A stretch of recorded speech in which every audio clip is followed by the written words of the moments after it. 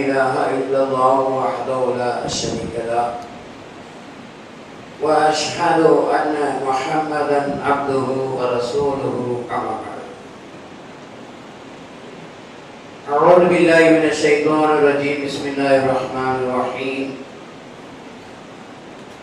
يا أيها الذين آمنوا اتقوا الله حق تقاته ولا تموتن إلا وأنتم مسلمون.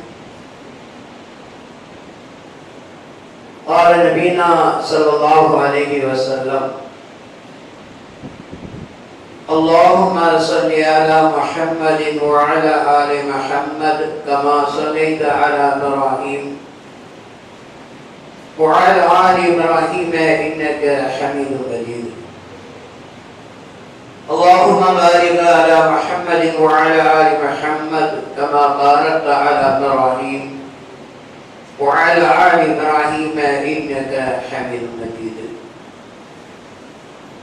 رب اشرح لي صدري ويسر لي أمري واحلل عقدة من لساني يفقهوا قولي.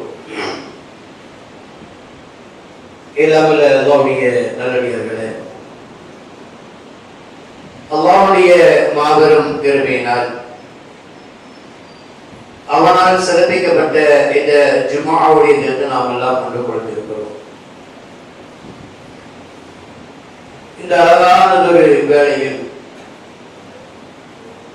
இங்கே சொல்லப்படக்கூடிய திருமறை குர்ஆனுடைய வசனங்களாக இருந்தாலும், நபிகள் நாயகம் ஸல்லல்லாஹு அலைஹி வஸல்லம் அவருடைய போதனைகளாக இருந்தாலும், எதை கேட்டோமோ அதை உலகில் இயன்றவரை பின்பற்றி நாளை மறுமையில் அல்லாஹ்வால் தயார்படுத்தி வைத்திருக்கிற அந்த சொற்கேற்பத்தை அல்லாஹ் உங்களுக்கும் எனக்கும் தர வேண்டும் என்கிற பிரார்த்தனையோடு எனது ஜும்ஆ உரைக்கு வருகிறேன். எல்லாம் வல்ல அல்லாஹ்வுடைய நல்லடியார்களே, இங்கே அமர்ந்திருக்கிற ஆணாக பெண்ணாக இருந்தாலும் நம்முடைய வாழ்க்கையிலே நான் ஒருபோதும் அழுததே கிடையாது என்று யாரேனும் சொல்ல முடியுமா? சொல்ல முடியாது. அதுபோல என்னுடைய வாழ்க்கையில் நான் சிரித்ததே கிடையாது என்றும் ஒரு மனிதன் சொல்ல முடியாது. இரண்டும் கலந்த ஒரு வாழ்க்கையோடு இந்த உலகத்தில் பயணிக்கிறது. இதற்குண்டான காரணத்தை பார்க்கக்கூடிய நேரத்தில் அல்லாஹ் சொல்லி காட்டுகிறான்,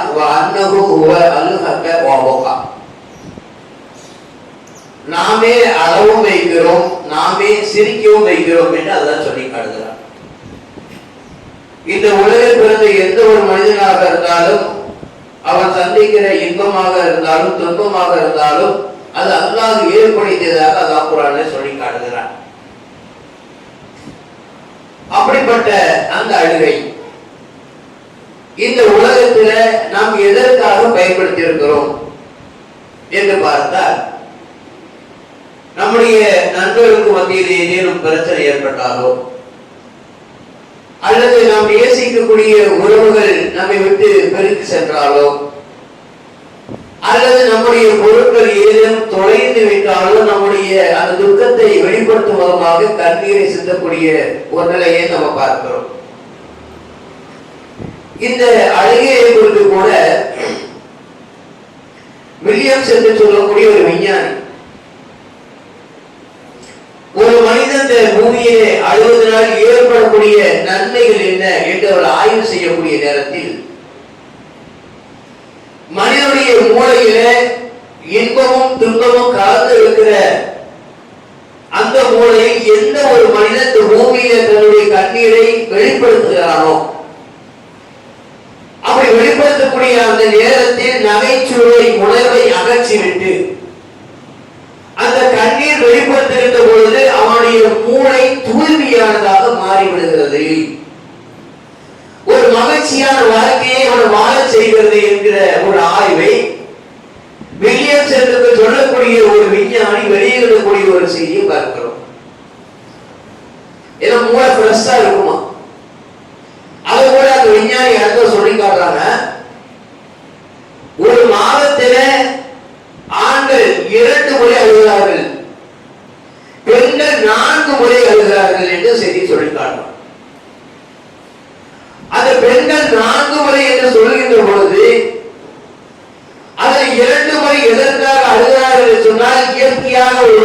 ஏற்படக்கூடிய ஒரு உபாதை ஏற்படுகின்ற பொழுது வரக்கூடிய அழுகை. அது அல்லாத மற்ற அழுகை என்பது இந்த உலகத்தில் தன்னுடைய தேவையை தீர்மானிப்பதற்காக வேண்டி அழுகிறார்கள் என்று ஒரு செய்தியை சொல்லி காட்டுகிறார். அதனால் தான் என்னவோ அல்லாஹ் ரப்பல் ஆலமீன் இந்த பூமியில் பிறக்கக்கூடிய எந்த ஒரு குழந்தையாக இருந்தாலும் கூட அந்த குழந்தை சிரித்து பிறந்ததாக வரலாற்றில் எங்கேயுமே காணும். எந்த குழந்தை பிறந்தாலும் அந்த குழந்தை அழ வேண்டும், அழவில்லை என்று சொன்னால் அந்த குழந்தை மனநிலை பாதிக்கப்பட்ட குழந்தையாக பிறக்கிறது என்ற ஒரு செய்தியை நம்ம பார்க்கிறோம். எத்தனை வீடியோக்களை நம்ம பார்க்கிறோமா இல்லையா? ஒரு குழந்தை பிறந்த மாத்திரத்திலேயே அது அழவில்லை என்று சொன்னால் அந்த பிரசவம் பார்த்த அந்த மருத்துவர் என்ன செய்வார்? 2 கால்களை பிடித்து அந்த குழந்தையை தொங்க விட்டு அதனுடைய முதுகு பகுதியில் நெஞ்சு பகுதியில் ஓங்கி ஓங்கி அடிக்கக்கூடிய சில செய்திகளை பார்க்கிறோமா இல்லையா? ஏன் தெரியுமா? ஒரு குழந்தை பிறக்கின்ற பொழுது அது அழுது விட்டால் அது ஆரோக்கியமான குழந்தை, அது அழாமல் பிறந்து விட்டால் அந்த குழந்தை மனநிலை பாதிக்கப்பட்ட ஒரு குழந்தை என்ற ஒரு செய்தியை கூட நம்ம வரலாற்று ரீதியாக பார்க்கிறோம். அப்படியானால் இந்த பூமியில் வாழக்கூடிய முஸ்லிம்களாக இருக்கக்கூடிய நாம் இந்த உலகத்தில் பயன்படுத்துகிற வெளிப்படுத்துகிற கண்ணீர் என்பது உலகத்திற்காக இருந்து விடக்கூடாது. மாறாக நம்முடைய கண்ணீர் என்பது மறுமை என்கிற அந்த சிந்தனையோடு மறுமையில் என்னுடைய நிலை என்ன என்கிற அந்த வெளிப்படுத்தும் விதமாக அந்த கண்ணீர் சிந்தனம் என்று சொன்னால் இந்த உலகில் மட்டுமில்லை, நாளை மறுமையில் வெற்றி அடைந்து விடலாம். ஒருமுறை அல்லாஹ்வுடைய தூதர் நபிகள் நாயகம் ஸல்லல்லாஹு அலைஹி வஸல்லம் ஒரு மாதிரியான ஒரு உரையை நிகழ்த்துறாங்க. அந்த உரையை நிகழ்த்தக்கூடிய அந்த நேரத்தில் அல்லாஹ்வுடைய தூதர் அவர்கள் சொல்லக்கூடிய ஒரு செய்தியை சஹாபாக்கள் சொல்லி காட்டுறாங்க.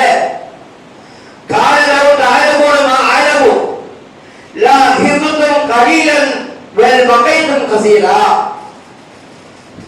மறுமைக்கு உண்டான அந்த நரகத்துடைய அந்த தண்டனையை பற்றி நான் அறிந்து வைத்திருக்கிறதை போன்று நீங்கள் அறிந்து கொண்டால் இந்த உலகத்திலே உங்களுடைய அந்த சிரிப்பை நகைச்சுவையை குறைத்து கொள்வீர்கள், மாறாக நீங்கள் அழுகையை அதிகப்படுத்துவீர்கள் என்று அல்லாஹ்வுடைய தூதர் அவர்கள் மறுமையை குறித்து எச்சரிக்கை செய்தார்கள். அந்த ஹதீஸுடைய இறுதி வாசகமாக வரக்கூடிய செய்தி என்னவென்று சொன்னால் அல்லாஹ்வுடைய தூதருடைய அந்த உரையை கேட்ட சஹாபாக்கள் தங்களுடைய முகங்களை எல்லாம் மூடிக்கொண்டு அழுதவர்களாக இருந்தார்கள் என்ற செய்தியை பார்க்கிறோம். ஏன் நபிகள் நாயகம் ஸல்லல்லாஹு அலைஹி வஸல்லம் அவர்கள் மிஹ்ராஜுடைய அந்த பயணத்தில் கடக்கின்ற போது ஏராளமான தண்டனைகளை பெற்ற சில நபர்களை பார்க்கிறார்கள். அப்படிப்பட்ட அந்த காட்சிகளை பார்த்து விட்டு தான் சொல்கிறார்கள், நீங்கள் பூமியில் எச்சரிக்கையாக இருங்கள், அந்த தண்டனைக்குள்ள மனிதனாக நீங்கள் மாறிவிடக் கூடாது என்கிற அடிப்படையில் இந்த எச்சரிக்கையை பதிவு செய்கிறார்கள். அதோடு மட்டுமல்ல, ரமலானில ஏராளமான தொழுகை தொழுகிறோம், அன்றாட 5 வேளை தொழுகிறோம், ஒவ்வொரு தொழுகைக்கு முன்பின் சுன்னத்துகள் தொழுகிறோம், நடு ராத்திரி இரவில் தஹஜ்ஜுத் என்கிற தொழுகையை தொழுகிறோமா இல்லையா? இப்படி தொழக்கூடிய நாம் என்றைக்காவது அந்த தொழுகையை கண்ணீர் விட்டு அழுதுகிறோமா? கண்ணீர் நமக்கு வந்திருக்கிறதா என்று சொன்னால் வரவில்லை. ஏன் வரல? மறுமையுடைய சிந்தனை நமக்கு இல்லை. மறுமை போல் மறுமையில் வெற்றி பெற வேண்டும் என்கிற அந்த அக்கறை இருந்திருந்தால், குர்ஆனோடு தொடர்பு இருந்தால், குர்ஆனுடைய வசனங்கள் இடம்பெறக்கூடிய நேரத்தில் எத்தனையோ எச்சரிக்கைகள் அல்லாஹ் சொல்லி காட்டுகிறானே, அந்த எச்சரிக்கை நினைவுக்கு வந்த மாத்திரத்தில் அந்த அழுகை நமக்கு வந்திருக்க வேண்டும். நபித்தோழர்கள் அறிவிக்கிறாங்க, அல்லாஹ்வுடைய தூதர் அவர்கள் தொழுகையில சில நேரம் நிற்பார்கள். அப்படி தொழுது நின்று கொண்டிருக்கின்ற பொழுது எப்படி சட்டியில தண்ணீர் கொதிக்கின்ற பொழுது சத்தத்தை வெளிப்படுத்துவோம், அது மாதிரி அல்லாஹ்வுடைய தூதருடைய நெஞ்சிலிருந்து சத்தங்கள் வெளிப்படும். ஏன் சொல்லுங்க, அவர்கள் முன்பின் பாவங்கள் எல்லாம் மன்னிக்கப்பட்டவர்களாயிற்று. அப்படியான அல்லாஹ்வுடைய தூதர் அவர்கள் தன்னுடைய அழுகையை தொழிலுமாக வெளிப்படுத்தக்கூடிய அந்த நிலைக்கு தள்ளப்படக்கூடாத காரணம் என்ன? மற்றொரு ஹதீஸில் நம்ம பார்க்கிறோம். அப்துல்லாஹ் இப்னு மஸ்ஊத் ரலியல்லாஹு அன்ஹு அவர்கள் அழைத்து அல்லாஹ்வுடைய தூதர் சொல்கிற குர்ஆனை ஓது. அப்ப நபி தோழர் கேட்கிற, அல்லாஹ்வுடைய தூதரே, இந்த திருமறை குர்ஆனே உங்களுக்கு தான் இறக்கப்பட்டது. அப்படி இருக்க என்னிடத்தில் நீங்க ஓதி கேட்கிறீர்களே. அப்ப ரசூல் ஸல்லல்லாஹு அலைஹி வஸல்லம் சொல்லி காட்டாங்க, நீ ஓது.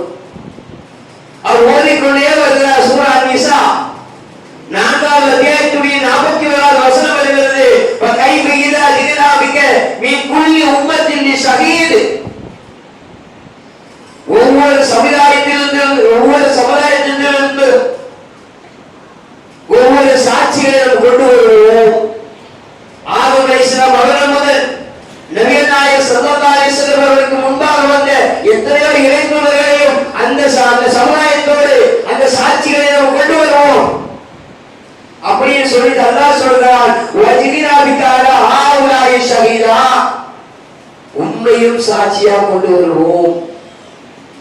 அப்படி என்றால் 23 ஆண்டுகால வாழ்க்கையிலே இறை செய்தியை உங்களுக்கு தந்திருக்கிறானா இல்லையா? இந்த செய்தியை நீயும் பின்பற்றி மக்களுக்கு நீ எடுத்து சொன்னியா என்ற கேள்வி அல்லாஹ்வுடைய தூதருக்கு இருக்கிறது. இந்த வசனம் அந்த மாத்திரத்திலேயே அல்லாஹ்வுடைய தூதர்கள் தன்னுடைய கண்ணீரை வெளிப்படுத்தினார்கள். காரணம் என்ன?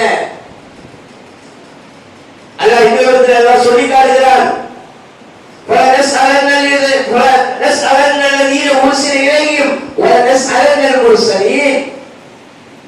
எந்த சமுதாயத்திற்கு நாம் தூதரை அனுப்பினோம் அந்த சமுதாயத்தையும் அந்த தூதரையும் நாம் விசாரிப்போம் என்று அல்லாஹ் சொல்லி காட்டுகிறார். அப்பா சொல்லுகிறாங்க, 23 ஆண்டு வாழ்க்கையிலே அல்லாஹ் தந்திருக்கிற அந்த வேதவாதி வசனங்களை இந்த சமுதாயத்துக்கு ஏதேனும் ஒரு செய்தியை நான் மறந்து விட்டுட்டேனோ என்கிற அச்சம் அல்லாஹ்வுடைய தூதருக்கு இருந்தது. அதனால ரசூலுல்லாஹ் சொல்லி காட்டினாங்க, பல்லிஹு அன்னி வலவ் ஆயா. எங்கிருந்து ஒரு செய்தியை நீங்கள் அறிந்தாலும் கூட அந்த செய்தியை உங்களோடு நீங்கள் வைத்துக் கொள்ளாதீர்கள். மாறாக அந்த செய்தியை நீங்கள் எடுத்து சொல்லுங்கள்.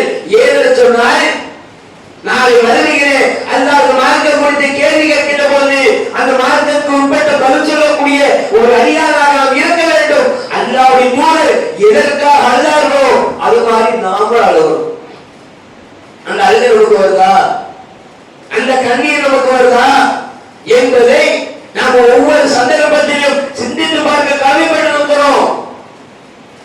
அபூ ஹுரைரா ரலியல்லாஹு அன்ஹு அவர்கள் நிறைய ஹதீஸ் அறிவித்த ஒரு நபித்தோழர்.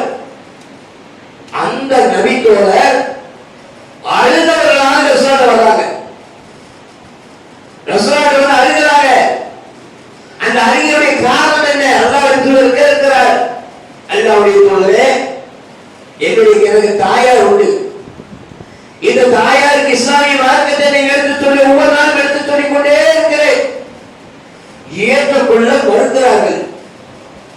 மறுப்போர் மட்டுமல்ல, உங்களை கொச்சையாக அசிங்கமாக வார்த்தைகளால் விவரிக்க முடியாத அளவிற்கு உங்களை திட்டாங்க. அல்லாஹ்வுடைய தூதரே, என்னுடைய தாய் நேர்மையாக வேண்டி நீங்கள் அல்லாஹ்விடத்தில் பிரார்த்தனை செய்யக்கூடாதா? அந்த அழுகை என்பதனுடைய நோக்கம் என்ன தெரியுமா?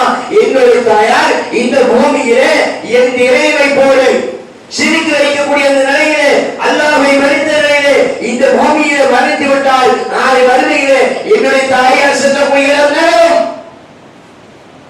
அது போய்விடக்கூடாது என்பதற்காக வேண்டி என்னுடைய தாயாருக்காக நீ துஆ செய்யக்கூடாதா? ரசூல் ஸல்லல்லாஹு அலைஹி வஸல்லம் துஆ செய்றாங்க, அபூ ஹுரைராவுடைய தாயாருக்கு யா அல்லாஹ் நீ நேர்வழி காட்டுவாயாக. சந்தோஷம் தாங்க முடியல. நேரா வீட்டுக்கு போனாங்க அபூ ஹுரைரா. வீட்டுக்கு போய் கதவை தட்டிட்ட போது, அபூ ஹுரைராவே நீ கதவை திறக்காத, தானிட்டுக்குள்ள தண்ணீருடைய சத்தம் கேட்கிறது. சிறிது நேரம் கழித்த பிறகு கதவு திறக்கப்பட்டது. திறந்து பார்க்கின்ற பொழுது என்னுடைய தாயாருடைய தலையிலே தண்ணீர் கொட்டியவராக முடிகள் எல்லாம் செய்து அப்படி விரித்த நிலையிலே வந்துவிட்டு சொன்னாய், லா இலாஹ இல்லல்லாஹ் முஹம்மது ரசூலுல்லாஹ் என்கிற கலிமாவை முடிந்த மாத்திரத்திலேயே மறுபடியும் அழுகிறாங்க. இந்த அழுகிறதுக்கு மறுமையில் என்னுடைய தாயார் வெற்றி பெற வேண்டும் என்கிற அழுகையோடு போல அபூ ஹுரைரா தன்னுடைய தாயாருக்காக நேர்வழி காட்டிவிட்டார், சுவனத்துக்குரியவராக மாறிவிட்டார் என்கிற சந்தோஷத்தில் மீண்டும் அல்லாஹ்வுடைய தூதரிடத்தில் போகிறார். அல்லாஹ்வுடைய தூதரே, என்னுடைய தாயாருக்காக நேர்வழி காட்டிவிட்டார், ஆனால் அதுக்கு பத்தாது. என்னையும் என்னுடைய தாயாரையும்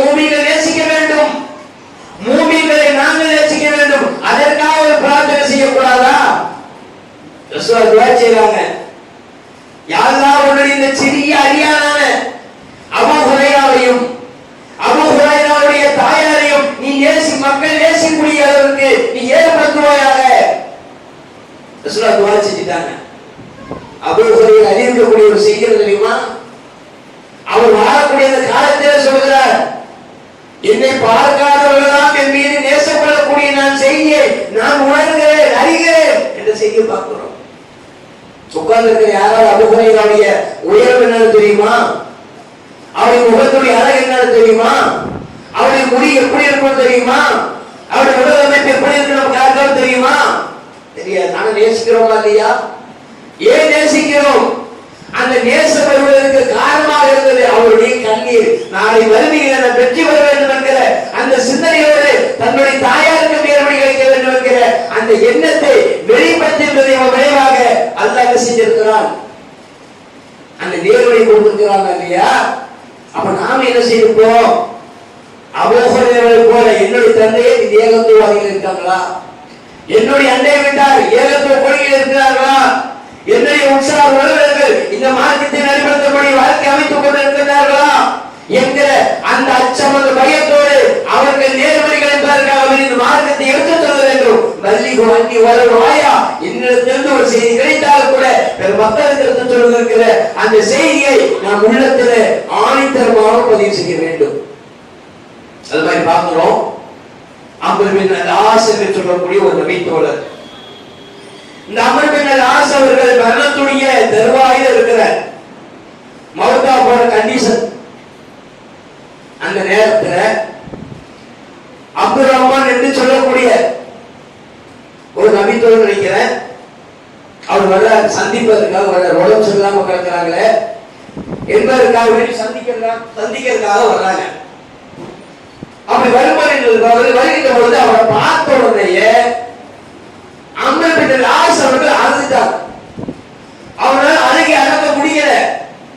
அடக்க முடியாம தன்னுடைய முகத்தை சுகத்தின் பக்கமாக திருப்புகிறார். அப்ப அங்க இருக்கிற மகன் சொல்றாரு, அல்லாஹ்வுடைய தூதரே, என்னுடைய தந்தையே, அல்லாஹ்வுடைய தூதருடைய உபதேசங்கள் உங்களுக்கு தெரியுமா தெரியாதா என்று ஒரு வார்த்தை சொன்ன மாத்திரத்திலேயே வந்த நோயை விசாரிக்க வந்த அந்த நபரை நோக்கி தன்னுடைய முகத்தை திருப்புகிறார். திருப்பி சொல்றாரு, இந்த உலகத்துல எத்தனையோ செல்வங்கள் உண்டு. அந்த செல்வங்களிலே நான் சேமித்து வைத்த மிகப்பெரிய செல்வம் எது தெரியுமா? நாம் என்ன சொல்லுவோம்? நான் ஒரு கல்வி கற்று ஒரு டாக்டரா இருக்கிறேன், வக்கீலா இருக்கிறேன், இதுதான் பெருசு. அல்லது நிறைய வீடுதான் வாங்கி வச்சிருப்பாங்க, அவர் அதுதான் பெருசு பாரு.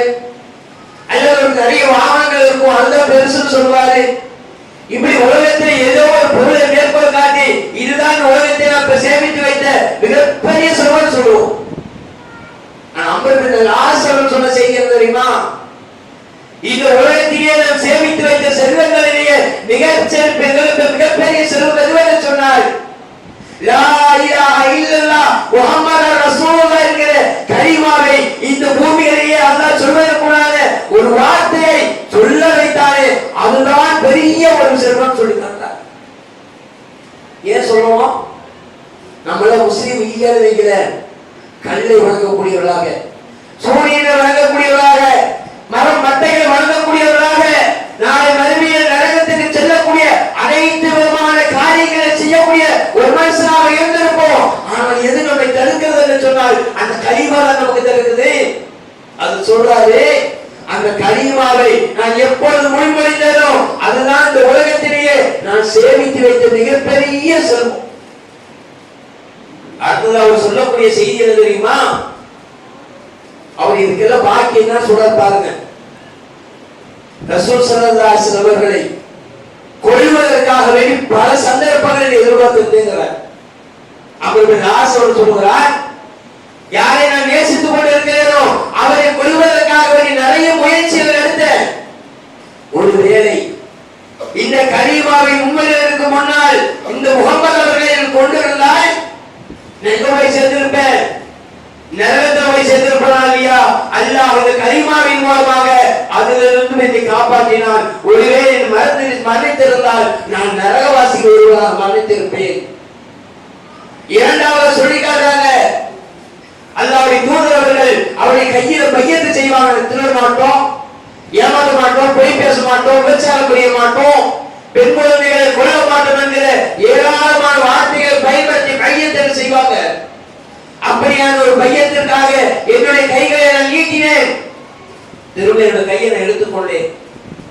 எடுத்துக்கொண்டு அல்லாஹ்வுடைய தூதரை கேட்டேன், அல்லாஹ்வுடைய தூதரே, இந்த மார்க்கத்தை ஏற்பதற்கு முன்னால் ஏராளமான தவறுகள் செய்திருக்கிறேன், பாவங்கள் செய்திருக்கிறேன். அப்படியான நான் இஸ்லாமிய மார்க்கத்தை ஏற்றுக்கொண்டு முஸ்லீமாக மாறுகின்ற போது நான் முன் செய்த பாவங்கள் மன்னிக்கப்படுமா இல்லையா? அதை சொல்லுங்க போத. அப்புறம் பையத்து செய்யறேன்.